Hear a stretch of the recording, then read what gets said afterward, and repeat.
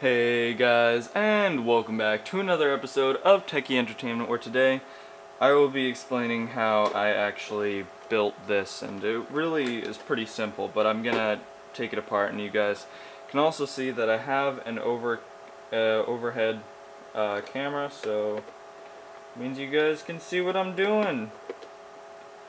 So I'm just gonna take this cover off just to get the battery off, so I can like start from scratch.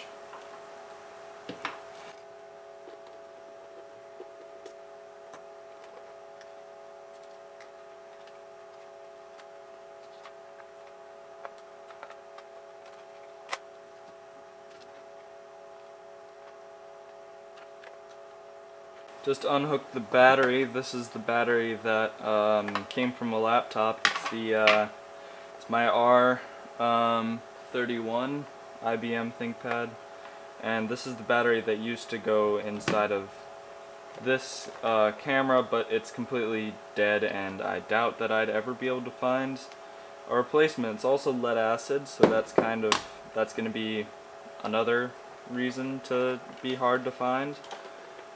So I'm going to start taking this apart. I disconnected the actual battery from the camera, so I should be okay.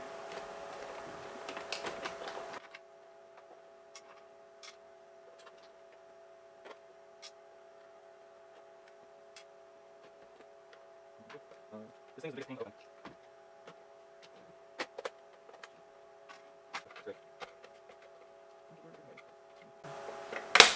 There we go.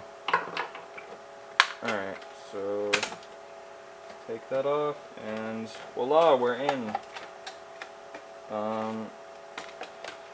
This board right here is for all the extra switches, including a high shutter speed, manual focus select, different things like that. So we'll just disconnect that. And here's the inside of the camera. Now, the main thing I only did, I took out this because I thought I needed to take out this in order to get to the battery terminals, but I didn't, because there's just this one little screw right here. But instead I basically took apart the whole thing instead of just unscrewing this. So, unscrew that, whoop, it's out, yay. And then here is where the battery, the laptop battery, or this is where this battery used to go. This battery would slot into here and then like attach. Don't need that anymore because we have the lithium-ion battery, which is right here, and this is basically directly connected to the terminals. Now, actually, can I zoom in? I don't think I can. Okay, so right here, this is the terminal. And that's where I soldered the joints together. So that's basically what I did. I can run through some of the parts in here. This is basically directly connected right there to the actual sensor, I think. So this controls all of these buttons right here. It also controls the motors. And it gets information from I actually want to take it out and see what it looks like, but I don't know if that's going to be possible. Yeah, if I try to take that out, the whole lens will have to come out with it, and I don't want to do that. This is the main board, which also controls the tape mechanism, and I'm pretty sure, yeah, it also shows the viewfinder. It's the main board. It's basically the motherboard of a camera, of this camera.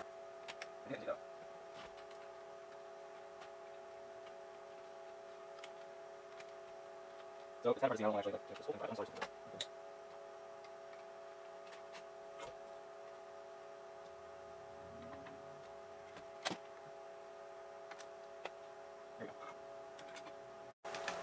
Alright, so now that I have that unsoldered, this whole thing should actually come apart. There we go. Now we can see the whole insides. So I don't actually know what really any of this is. I'm just gonna like point out a few key things of that I specifically know what it is. This is the switch for turning from recording to viewing. This power switch, power LED. Really not much. That connector goes to the CRT. These go to the tape mechanism. Alright, so now that I've put this thing back together, not with the screws, I didn't put the screws in, I just want to test it first. I got the battery, I dropped it and then I had to go get it. And I got the wires, and I'm going to show you how I put the wires into the battery. It's not the safest way, not the best way, but it's a way to do it.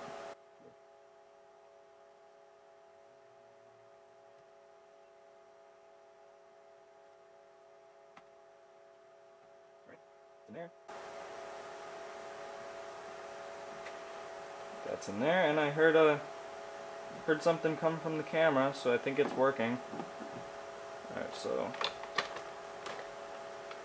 gonna turn it on.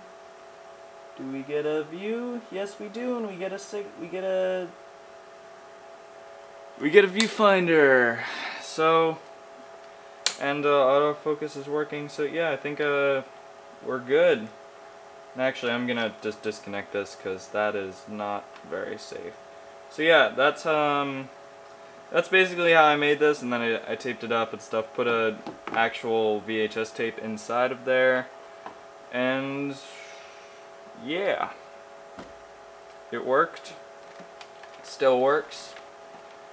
Yeah, so I got this last summer, and I never really used it because it always had to be plugged in to a power, to like its own proprietary thing that it uses. And I always found it kind of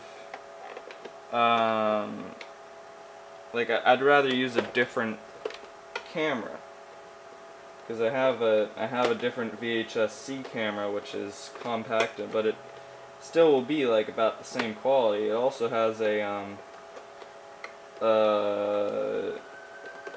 little screen on the side to see what's going on. And why is this button broken? Alright, so there we go. Even after 3 years, this thing still works perfectly, except for the back. So, yeah, I hope you guys enjoyed.